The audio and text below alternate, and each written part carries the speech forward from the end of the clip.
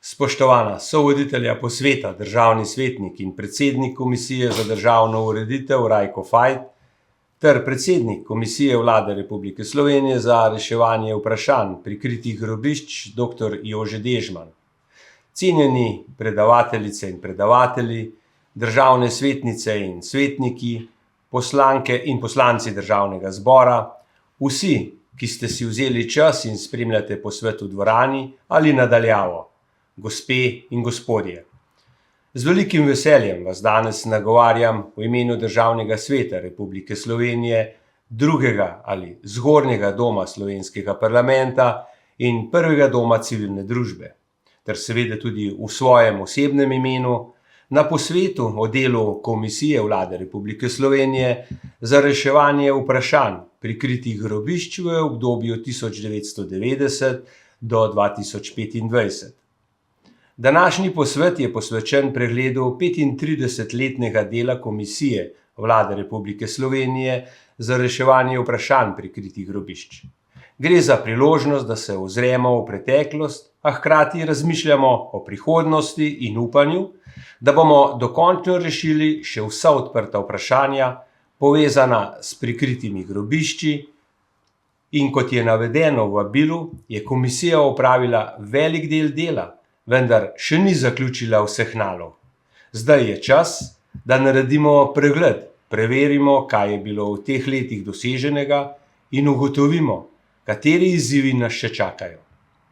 Reševanje vprašanj prikritih grobišč in vseh vojnih grobov ter ureditev obeležij je ključen pokazatelj zrelosti in odgovornosti naše družbe. Ureditev grobov in obeležij za vse pokojne je temeljna civilizacijska vrednota. Pokojni imajo pravico do groba, s tem pa tudi do spomina.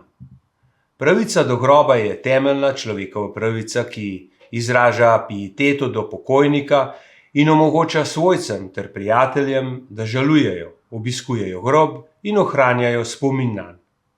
Nepriznavanje pravice do groba je skozi zgodovino človeštva veljala za eno najbolj zavržnih dejanj. Veseli me, da so bili že narejeni pomembni koraki k rešitvam.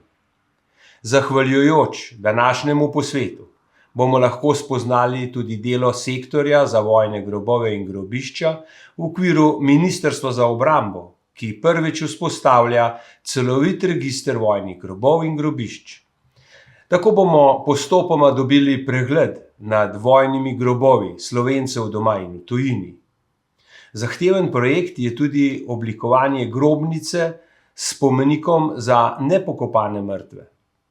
Pred Republiko Slovenijo je tudi prvo poročilo o uresničevanju Konvencije o zaščiti oseb pred prisilnim izginotjem ter obravnava poročila Organizacije združenih narodov o pravicah žrtev izvensodnih eksekucij. To bi morala biti dodatna spodbuda za dokončno ureditev odprtih vprašanj, s katerim se pri svojem delu srečuje komisija. Naj spomnim, Državni svet je že večkrat gostil dogodke, ki so se dotikali naše polpretekle zgodovine. Leta 2016 smo na podlagi posveta izdali monografijo znanstvenih prispevkov z naslovom Leto 1945, 70 let potem, ki se je ukvarjala s koncem druge svetovne vojne, časom tik po njej in vprašanji prikritih grobišč.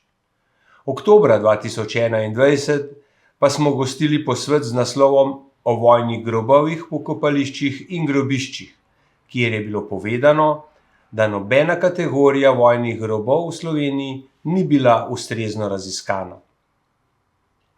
Tako je nadaljnje raziskovanje nujno, še posebej, ker so podatki o žrtvah in njihovih imenih na mnogih mestih še vedno pomanjkljivi. In kot razumem iz programa današnjega posveta, lahko pričakujemo predstavitev novih dejstev, raziskovalnih metod in rezultatov raziskovanj. Na ozemlju Slovenije so v preteklem stoletju potekale številne vojne in bitke. Zato se po vsej državi so raztreseni vojni grobovi naših ljudi in tujcev, različnih narodnosti. Vse te žrtve si zaslužijo urejen grob, pokopališče in obeležje. In kjerkoli je mogoče, je treba odkriti tudi imena in priimke pokojnih. To je cilj, h kateremu moramo kot družba in država vedno stremeti. K temu nas nenazadnje zavezuje tudi Ustava Republike Slovenije, ki opredeljuje Slovenijo kot demokratično, pravno in socialno državo. Kot je v zborniku iz leta 2016 povedal dr. Jože Dežman, je stanje mirnega sožitja ideal, do katerega vodi zelo težavna in dolgotrajna pot prek doseganja mnogih delnih ciljev, pot spraševanja vesti, pokore, kesanja ter odpuščanja. In prav odpuščanje je po mojem mnenju bistveno za dokončno ureditev še odprtih vprašanj, s katerimi se ukvarja Komisija Vlade Republike Slovenije za reševanje vprašanj prikritih grobišč. Želim ji še naprej uspešno delo ter dobro sodelovanje z vsemi vami. Hvala lepa.